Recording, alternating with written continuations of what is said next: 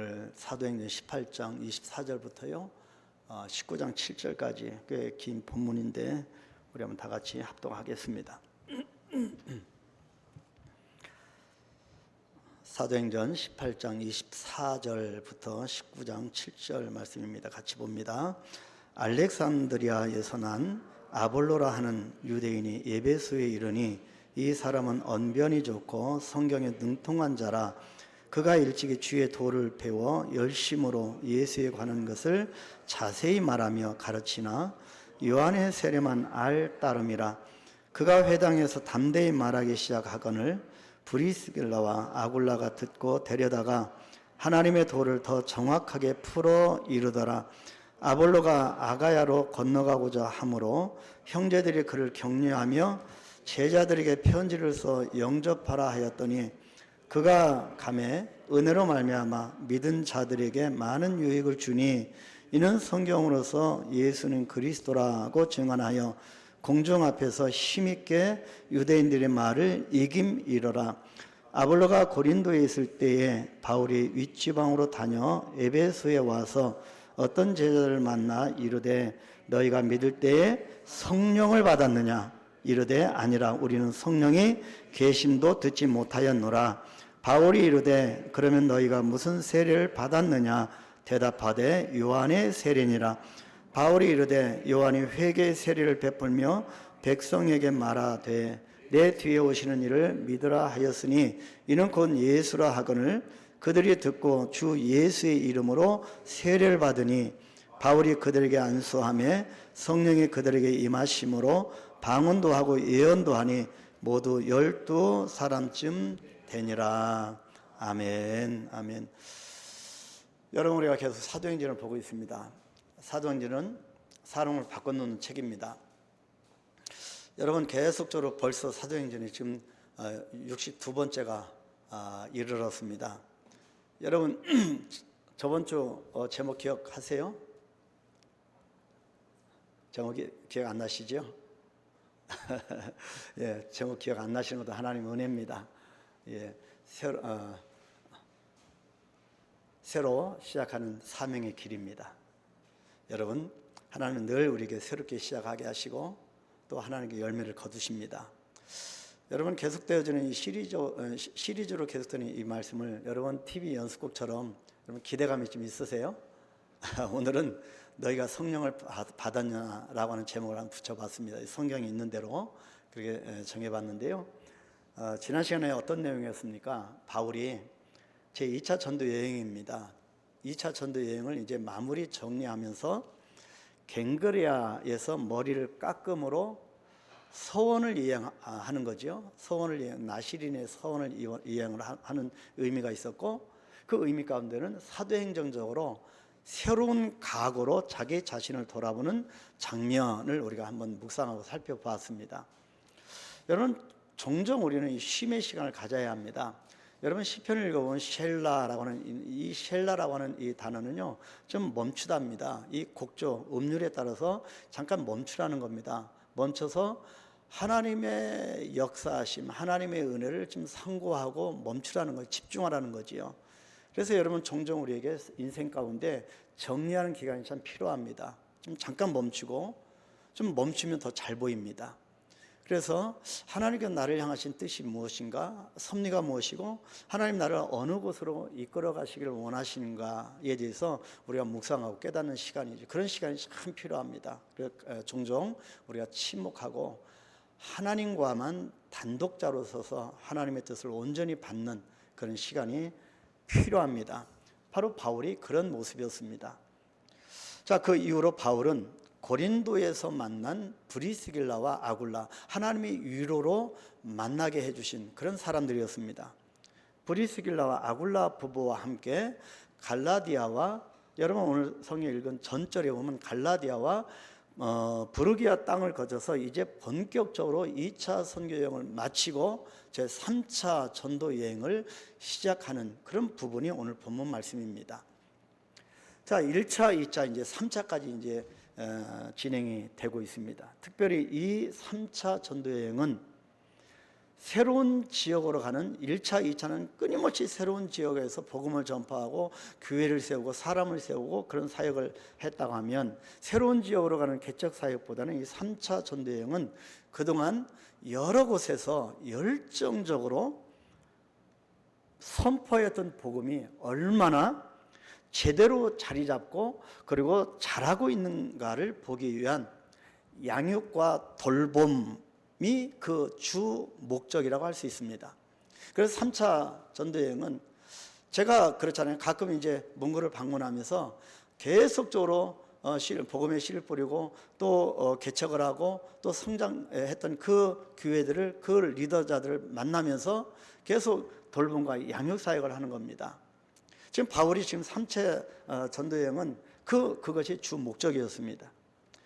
그래서 오늘 사도행전 19장에서 만나게 되는 이 에베소도 어쩌면 처음 방문이 아니었던 거지요. 그런데 바울은 이곳에서 생각지 못했던 일을 만나게 됩니다. 아마도 이것은 바울에게 있어서 어쩌면 충격이었을 것입니다. 무엇이 충격이었는지 우리가 한번 계속 살펴볼 것이고요. 그것은 결론적으로 말씀드리면 성령에 관한 것이었습니다. 오늘 본문에서 바울이 던지는 핵심 질문이 그래서 너희가 성령을 받았느냐입니다. 바로 제자들에게 말씀한 이 바울의 이 질문이 오늘 저와 여러분에게 똑같이 동일하게 주어졌다고 하는 거지요. 너희가 성령을 받았느냐, 여러분이 성령을 받았느냐입니다. 자, 이것을 우리가 계속적으로 이 질문에 대해서 우리가 계속 찾아가기 위해서 먼저 첫 번째로 아볼로와 에베소 이 교회의 상황에 대해서 한번 살펴볼 필요가 있습니다. 사도행전 전체는 물론이고 12사도와 바울만 보아도 마가의 다락방과 다메섹으로 가는 길에서 성령님을 강하게 체험합니다. 체험하고 성령님의 임재를 통해서 주님을 만나고 평생 이제는 주님을 위해서 살기로 작정한 사람들입니다. 오직 예수 그리스도지요. 당연히 그들이 찾아가고 세웠던 소아시아와 유럽의 교회의 주제는 성령이었음이 분명합니다. 성령에 사로잡힌 사람들이 복음을 전하고 원하는 것이 무엇이겠습니까? 성령 충만함입니다. 모든 저들의 주제는 성령이었음이 분명합니다. 그런데 에베소에 와서 다시 뚜껑을 열어보니 다시 재방문해 보니 그런 것이 아니었던 거지요. 성령이라고 하는 이 단어조차 찾아볼 수 없는 그런 상황이었습니다. 이른바 주객이 전도된 상황이지요. 이에 대해서 본문은 에베소 교회의 지도자였던 아볼로와 에베소 교회의 상황에 대해서 말씀을 하고 있습니다. 먼저 아볼로에 대해서 살펴볼까요? 오늘 본문 아볼로에 대한 것이 오늘 본문 24절인데 아볼로에 대한 소개가 나옵니다. 같이 읽을까요?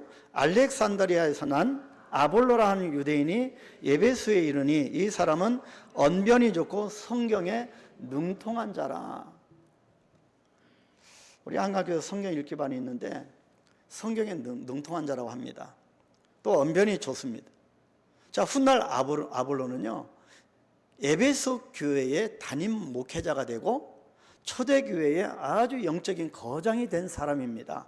그런데 지금 현재의 모습은 그런 모습이 아니지요. 아볼로는 원래 유대인으로 알렉산드리아 태생입니다. 그런데 다른 사본에는 이 아볼로를 뭐라고 기록하냐면 알렉산드리아 학파 출신이라고 기록합니다. 자, 그렇게 번역한 것을 보면 아볼로가 분명히 대단히 학구적인 사람이라는 것을 알 수가 있습니다. 또 우리 이 개역 개정에는 뭐라고 기록합니까? 언변이 좋아서 말을 잘하는, 언변이 좋습니다. 말을 잘하는 거지요. 세번역 성경에는 수사학에 능통한 사람이라고 기록하고 개역 성경에는 학문이 많고 성경에 능한 자라고 소개합니다. 이제 아볼로에 대해서 어느 정도 여러분 이해하시겠지요? 그런데 이런 아볼로가 대단한 인물인데 한 가지 문제가 있다고 본문 15절에서 말씀합니다. 어떤 문제일까요? 그가 일찍이 주의 도를 배워 열심으로 예수에 관한 것을 자세히 말하며 가르치나 요한의 세례만 알 따름이라. 언변이 좋고 말도 잘하고 학식이 있고 그런 사람이 얼마나 예수님에 대해서 듣고 주님의 도에 대해서 얼마나 열심히 가르쳤겠습니까? 그런데 한 가지 문제가 요한의 세례만 아는 사람이라는 거지요. 여러분 여기 있는 분들은 거의 대부분 세례를 받으셨죠. 세례 안 받으신 분도 계시지만 대부분 세례를 받으셨습니다. 근데 거기서 머물러 있다는 겁니다. 이것이 아볼로의 문제였습니다. 그렇다면 나는 세례를 받은 난, 물세례를 받은 나는 요한의 세례, 요한이 주는 물세례를 받은 나는 거기에 머물러 있어서는 되겠는가라고 하는 반문적인 그런 요구하심이 오늘 본문의 말씀입니다. 예수는 믿기는 믿는데 그냥 내 몸으로만 그냥 예수를 예배만 한번 참석할 정도 거기에 머물러 있다고 하는 거죠. 바로 이것이 아볼로의 문제였습니다. 아볼로는 이미 예수님에 대해서 십자가의 도에 대해서 이미 알고 있었다는 거지요. 예수님께서 어떻게 사셨고 어떻게 죽으셨고 왜 죽으셨고 그리고 예수님이 어떻게 부활하셨는지를 배웠습니다. 알렉산드리아 학파 출신답게 아볼로는 예수님에 대해 교훈을 받았고 예수님께서 걸어갔던 삶에 대해서 듣고 감동을 받고 그 감동을 받은 다음에는 예수님을 열심히 전했던 겁니다. 전도도 하고요. 가는 곳마다 예수의 도를 전했습니다. 그런데 요한의 세례밖에 알지 못했다는 거죠. 왜 이것이 중요할까요? 우리가 신앙생활하면서 왜 신앙의 단계가 있는데 우리는 계속 성화의 과정을 걸어가는 왜 이것이 우리에게 중요할까? 이것이 아볼로와 에베소 교회의 현 상황이었습니다. 자, 그렇다면 여기서 분명히 요한의 세례만 알 따름이라. 예수님에 대해서 압니다. 그리고 요한의 세례만 알고 있습니다. 그렇다면 아는 것이라는 것이 무엇일까? 여러분 예수님에 대해서 얼마나 아시나요? 성경을 얼만큼 알고 계십니까? 여러분 여기서 안다고 하는 개념이 중요하죠. 여러분 아내와 남편을 잘 아세요? 10년, 30년, 40년 이상 사셨는데 아직도 갈등이 있고요. 안 맞는 부분도 있고요. 여러분 정말로 배우자를 아시나요? 예수님을 여러분 정말 아시나요? 신앙의 3대, 5대째인데 정말 예수님을 아실까요? 그래서 이 아는 것과 예수님과의 관계에 대한 연관성이 중요합니다. 아는 것과 관계를 맺는다라고 하는 건 참 다른 개념입니다. 사실 우리도 이와 같은 오류에 빠질 때가 있죠. 세례를 받은 요한의 세례만 아는 겁니다. 자, 그러면 우스갯소리로 이런 속담이 있지요. 서당께도 3년이면 풍어를 읊고 식당께도 3년이면 라면을 끓인다는 말이 있지 않습니까? 그런데 우리 신앙생활도 마찬가지라는 겁니다. 교회 생활을 3년 하면 알 것은 다 안다고 생각합니다. 그런데 문득 어느 날 더 이상 믿음이 성장하지 않고 멈춰서 있는 자기 자신을 발견합니다. 그 모습을 보고 어떤 분은 충격을 받고 어떤 분은 아무렇지도 않습니다. 사실상 어떤 사람을 안다고 하는 것은 그 사람에 대한 정보가 아닙니다. 그 사람에 대한 정보가 아니라 그 사람과의 관계를 의미합니다. 다시 말해서 예수님을 안다고 하는 것은 예수님에 대한 정보가 아니라 주님과의 관계를 의미하는 겁니다. 여러분 이런 의미에서 예수님을 얼마나 아는 것과 예수님과 얼마나 밀접한 관계를 맺고 있는 것과 전혀 다른 개념임을 눈치채실 것입니다. 주님의 교회를 안다고 하는 것도요, 주님의 몸된 교회를 내가 안다라고 하는 것도 교회에 무슨 일이 있고 없고를 아는 것이 아닙니다. 교회에서 어떤 행사하지? 교회에서 무엇을 하지? 그것을 있고 없고 그것을 안다. 그것이 안다고 하는 개념이 아니라 그걸 가지고 다 교회라고 하는 것이 이렇다 모르잖아요. 그래서 우리는 교회론을 정말 현 시대에 교회관이 무너지는 시대에 교회론이 정말 중요한 시대로 대두가 되어졌습니다. 나와 교회와의 관계를 깊이 깨달아 알아야 하는 겁니다. 이런 의미에서 내가 누군가를 안다라고 말하는 이 관계까지 나아가는 여기에는 세 가지가 모두가 다 적용이 되어야 비로소 그 의미가 성립이 됩니다. 첫째는 이 관계는요, 상호적이어야 합니다. 상호적입니다. 상호적이란 말은 일방적이 아니라는 거죠. 한쪽에서 일방적이 아니라는 겁니다. 한쪽의 일방적인 사랑을 뭐라고 합니까? 짝사랑입니다. 근데 아는 것과 이 관계를 맺을 때는요, 짝사랑 갖고는 관계가 안 돼요. 형성이 안 됩니다. 건강한 관계는 상대방을 알게 되면 상대방도 나를 알아야 하는 겁니다. 서로 잘 알고 있는 관계를 그래서 상호적 관계다, 그렇게 말을 합니다. 이런 의미에서 여러분, 저는 참 가정을 중요시 여기고 정말 기도를 많이 합니다. 여러분 가정에 정말 형통하고 하나님의 축복이 임하게 되기를 바라는데, 하나님의 축복이 임하는 것 더 중요한 것은 여러분 부모 세대는 우리가 서로 상호적이 되어야 된다는 거죠. 근데 상호적이 안 돼. 일방적일 경우가 참 많습니다. 자, 두 번째, 이 관계는 실제적이어야 합니다. 추상적이나 피동적이 아니라 실제적이어야 합니다. 그래서 프랙티컬이라고 하잖아요. 실제적입니다. 관계는 아는 차원에서 그치는 것이 아니라요, 실제적이어야 합니다. 그 사람을 알고는 있는데 옛날이 아니라, 과거가 중요한 것이 아니라 지금 알고 있느냐가 중요합니다. 그것도 만나면 얼마나 오랫동안 얘기하는 사이인가도 중요합니다. 실제적인 관계가 못 되면 오랫동안 만나기도 어렵고 만나서 얘기하기는 더 어렵습니다. 그래서 그 사람과 얼마나 오랫동안 대화를 나누고 친교하고 소통하는가, 바로 그것이 실제적이어야 한다는 것이지요. 이 모든 것이 실제적인데, 실제적이란 뜻은 말이 통하고 그것도 오랫동안 대화할 수 있는, 친교할 수 있는 그런 관계를 실제적 관계라고 합니다. 뭔가 그 사람을 만나면 꺼려지고 만나기가 뭔가 부담스럽고, 이것은 실제적인 관계가 아니죠. 자, 세 번째는 친밀성입니다. 관계는 친밀한 사이여야 합니다.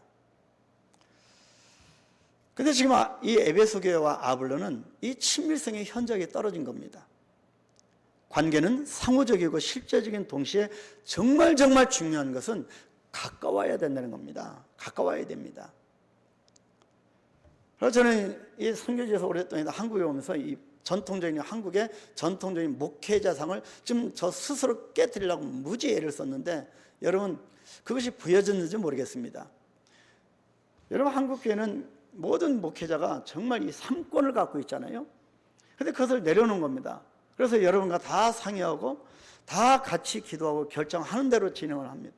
그래서 모든 것을 이런 목회적, 그런 하나님이 주신 고유한 목회적 그런 어떤 영역은 고수는 하되 많은 것을 내려놓고 공유하는 겁니다. 여러분 그것을 아마 아셔야 되죠. 근데요, 더 가까워지기 위해, 친밀성을 위해서입니다.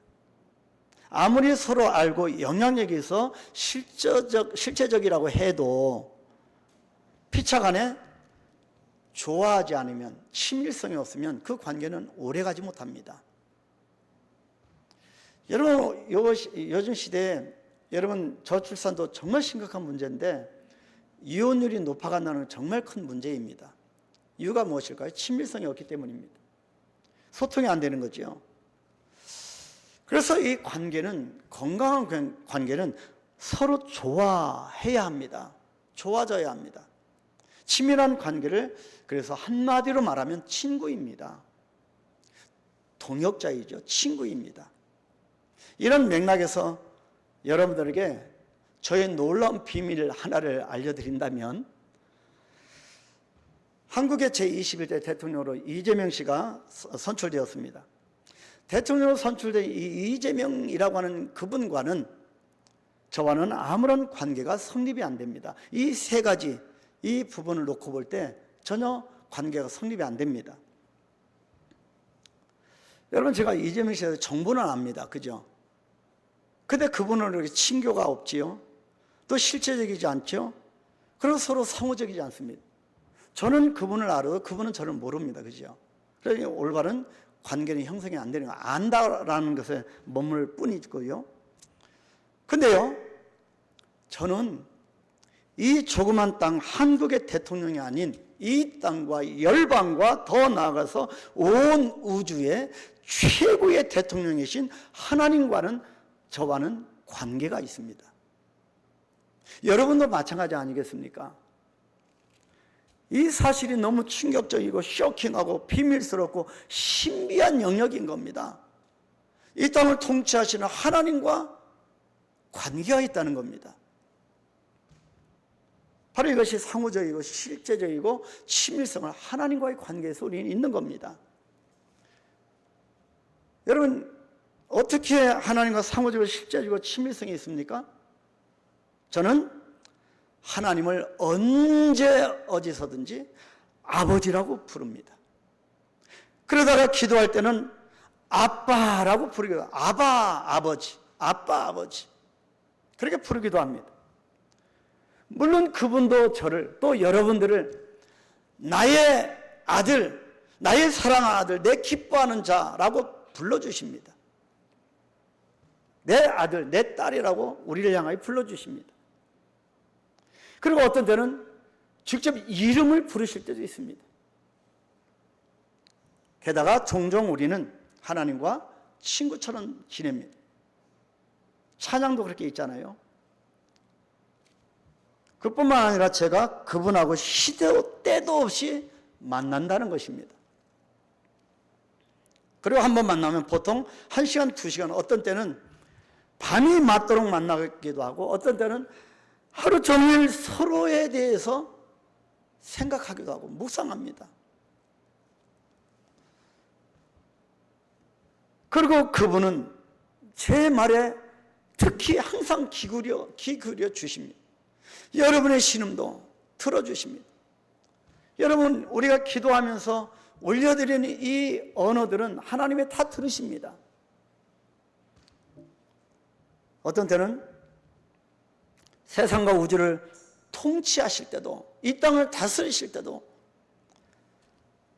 창조주 하나님께서 내 형편을 살펴주시고 참조하시고 배려하신다는 것입니다. 어떤 때는 나를 위해서 고난도 다스려 주시고 물리쳐 주시고 질병도 주셨다가 결국에 나를 성장시켜서 질병도 회수해 가시기도 합니다. 그래서 저는 하나님과 매일매일 관계를 맺고 있습니다. 여러분도 마찬가지라고 믿습니다. 이것이 안다고 하는 것과 관계를 맺는가의 차이점입니다. 그렇다면 아볼로의 문제를 한번 해결해 볼까요? 세 번째가 물 세례에서 성령 세례로. 아볼로의 문제는 예수님에 대한 정보는 알았지만 진작 예수님에 대해서는 몰랐다는 겁니다. 다시 본문 25절을 보면 그가 일찍이 주의 도를 배워 열심으로 예수에 관한 것을 자세히 말하며 가르치나 요한의 세례만 알 따름이라. 요한의 물 세례만 알고 아직 성령 세례는 받지 못한 겁니다. 물 세례란 예수님을 나의 주인으로 영접할 때 받습니다. 믿음으로 고백하는 자 다 그 규정에 따라서 다 물 세례를 받지요. 그래서 세례자 교육할 때 세례에는 물 세례도 있고 성령 세례도 불 세례도 있다고 말씀드리지요. 증인된 성도들이 보는 앞에서 물로 세례를 받음으로 자기의 옛사람 이전 모습이 온전히 죽었음을 선포하는 성례의 하나입니다. 그런데 우리가 신앙생활할 때 주님과 친밀한 관계를 맺기 위해서는 이것만으로는 안 된다는 거지요. 그래서 세례 요한은 뭐라고 말씀합니까? 나는 물로 세례를 주거니와 내 뒤에 오시는 분은 불로 세례를 주시는 분임을 말씀했던 겁니다. 흔히 그래서 사도행전을 성령행전이라고 하기도 합니다. 그래서 성도는 주님을 믿는다고 하는 증표로 물 세례를 받고 주님과 함께 살아가는 성령 세례의 영역에까지 한 단계 더 나아가야 하는 것입니다. 우리 신앙이 정체되고 각 교회들마다 혹시 영성이 좀 정체가 됐다고 하면 이 부분을 한번 체크할 필요가 있습니다. 물 세례에서 성령 세례의 영역으로까지 나아가야 하는, 한 단계 더 업되어야 합니다. 성령님이 지금 여러분 안에 계심을 느끼고 계신가요, 여러분? 그런데 그 성령님이 지금 여러분 안에서 주무시고 계신다는 겁니다.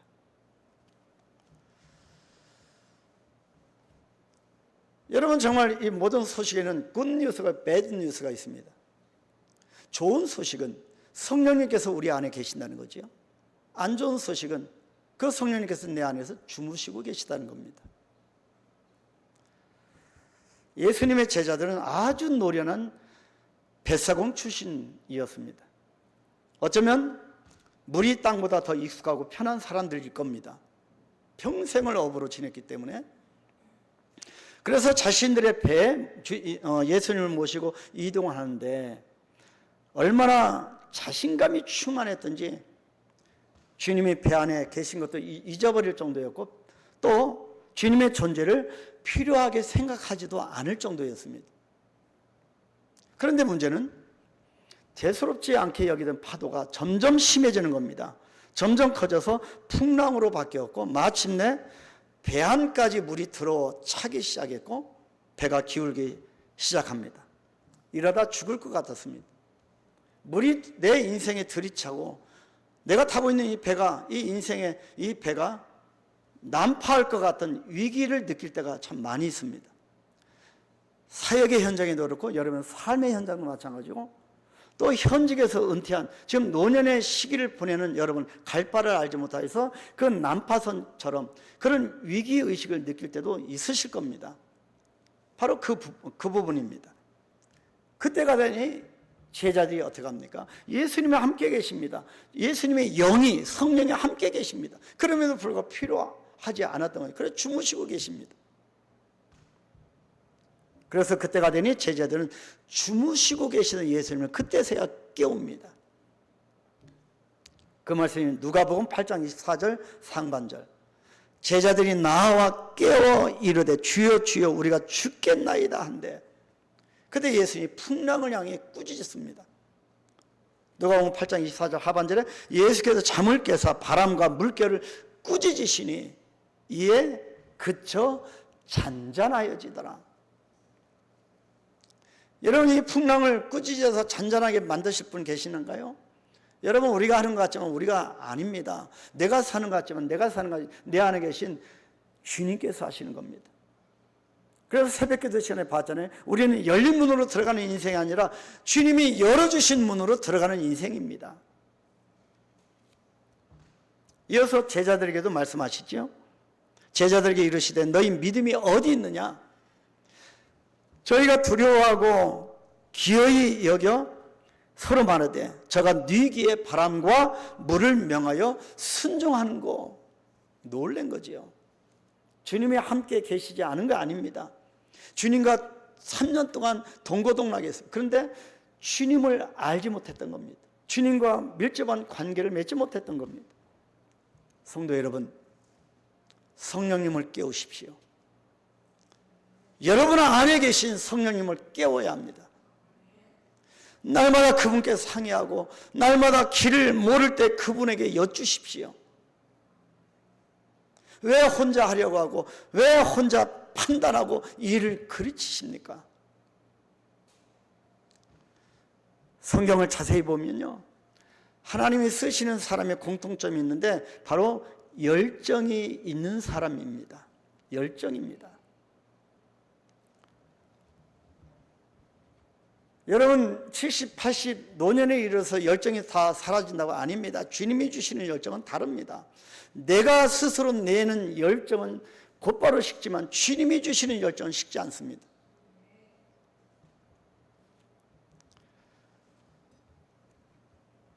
열심을 가지신 하나님께서 열심을 가진 사람에게 집중하는 것은 너무나 당연합니다. 열정의 삶을 여러분 사시기를 축복합니다. 80, 90이 넘으셔도 하나님의 열심을 갖게 되기를 축복합니다. 얼마든지 할 수 있습니다.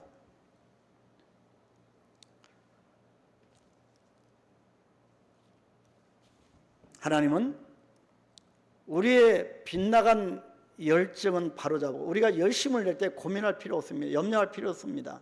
필요가 없지요. 왜냐하면 하나님께서 우리의 빗나간 열정은 바로잡아 주시고 지나친 열정은 잘 조절해서 우리에게 성령 세례를 부어 주심으로 합당한 뜻대로 우리를 쓰시는 겁니다. 주님께 드리십시오. 여러분, 제가 증권회사 다니면서 완전히 주님의 소명을 받고 이 길을 걸어 지금까지 선교의 길 또 목회의 길을 걸어가면서 단 한 번도 뒤를 바라보고 옛날이 좋았지라고 생각을 한 번도 한 적이, 이 길이 너무 소중하고 하나님의 임재가 너무너무너무 가까이 있고 늘 아버지라고 부르고 그분은 저를 아들이라고 불러주시고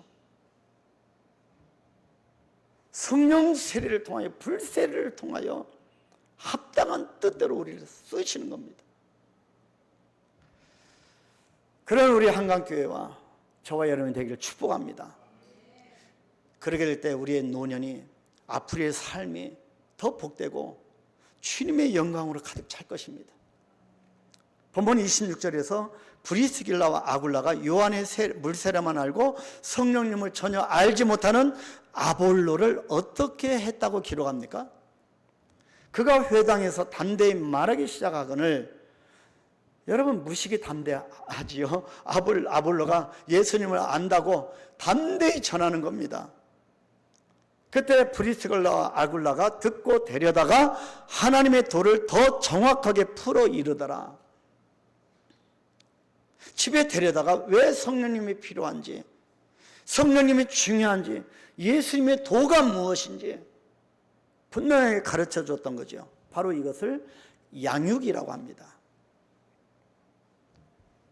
여러분, 우리가 주일날 한번 예배 오셔서 설교를 듣는 것은 왜 양육이 이루어지지 않습니다.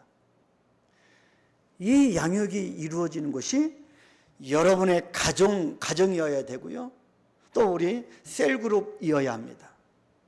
그냥 셀그룹은 그냥 먹고 놀고 마는 그런 것이 아니지요. 셀 모임은 늘 내가 아는 사람하고만 친하게 지내고 만나서 지내는 공동체가 아닙니다. 서로 은혜의 나눔이 일어나고 양육이 일어나고 격려가 일어나는 곳이어야 합니다.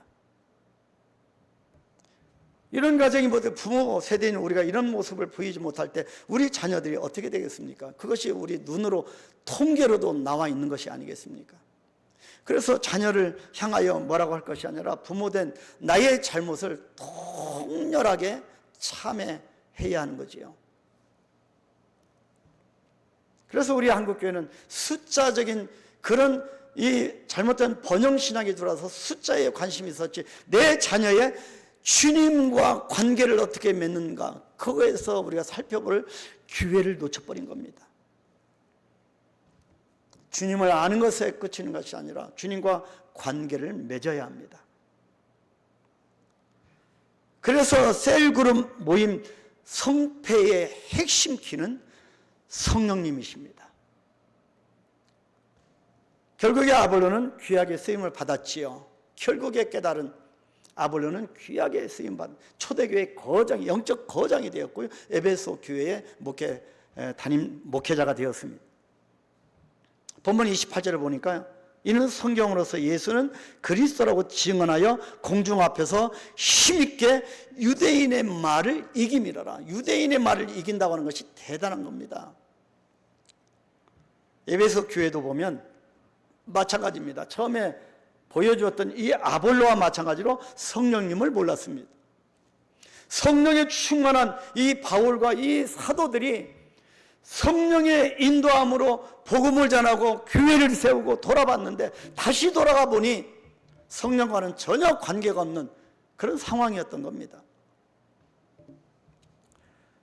본문 19장 1절로 3절에 이렇게 말씀합니다. 아볼로가 고린도에 있을 때에 바울이 윗지방으로 다녀 에베소에 와서 어떤 제자를 만나 이르되 너희가 믿을 때에 성령을 받았느냐? 이르되 아니라 우리는 성령의 계심도 듣지 못하였노라. 바울이 이르되 그러면 너희가 무슨 세례를 받았느냐? 대답하되 요한의 세례니라. 여러분, 너희가 성령을 받았느냐 물어봤을 때 성령의 계심도 듣지 못하였는데 대답이 들려왔을 때 바울이 얼마나 낙심하였겠습니까? 여러분, 정말 큰 실망은 실망하지 않을 것 같은 사람에게 실망을 느낄 때 정말 실망감이 몰려옵니다. 전혀 실망을 느낄 수 없는 장소에서 내가 실망할 때 정말 실망을 느낍니다.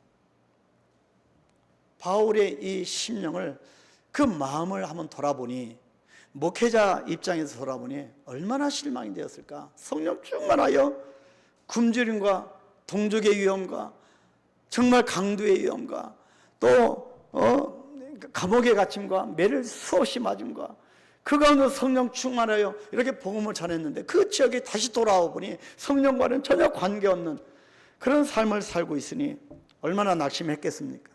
바울이 이르되 그러면 너희가 무슨 세례를 받았느냐 물어보는 겁니다. 에베소 교회도 성령님과는 관계없는 믿음 생활을 해왔음을 말씀하고 있습니다. 자, 사도행전을 여러분 62번째를 맞이했다면 이 정도 우리가 바뀌어져야 되지 않겠습니까? 아직도 나의 믿음 생활에 변화가 없다면 정말 끈질긴 분입니다. 이와 같이 성령님의 계심도 듣지 못했는데 이제 에베소 교회도 강력한 성령의 임재를 체험하게 된 겁니다. 본문 19장 6절 7절 다 같이 읽을까요? 바울이 그들에게 안수하며 성령이 그들에게 임하심으로 방언도 하고 예언도 하니 모두 12사람쯤 되니라. 12사람쯤, 이건 상징적인 숫자겠죠. 여러분, 요한의 물세례만, 신앙생활하는 데서 요한의 물세례에만 머물러 있으면 안 됩니다. 한 단계 더 나아가서 성령 세례를 받기를 사모하십시오. 성령 세례는 우리의 시야를 넓혀줍니다. 이 운양동과 장기동과 이 김포 지역뿐만 아니라 이 나라 이 땅과 전 오대양 육지의 열방을 품게 합니다. 그리고 적어도 교회를 축복하고 열방을 축복하는 인생을 살게 됩니다. 이런 성령 세례를 사모하십시오. 한 번 왔다가 가는 인생 아닙니다. 분명한 하나님의 섭리와 정확한 뜻 가운데 태어났고 정확하게 살다가 정확한 시간에 가게 되는 겁니다. 이런 어간 동안 우리 인생의 목적이 무엇이라고요? 여호와를 즐거워하고 그를 영화롭게 하는 것이라고 했습니다.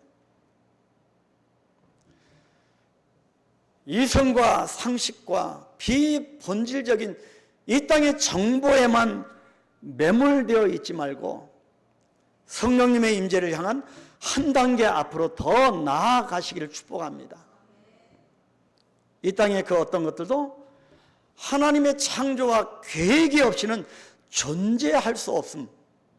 그리고 우리의 삶 속에서 일어나는 아주 작은 일조차도 단순한 우연이 아닌 하나님의 필연적인 섭리와 계획이셨음을 우리들이 깨닫게 되기를 간절히 소망합니다.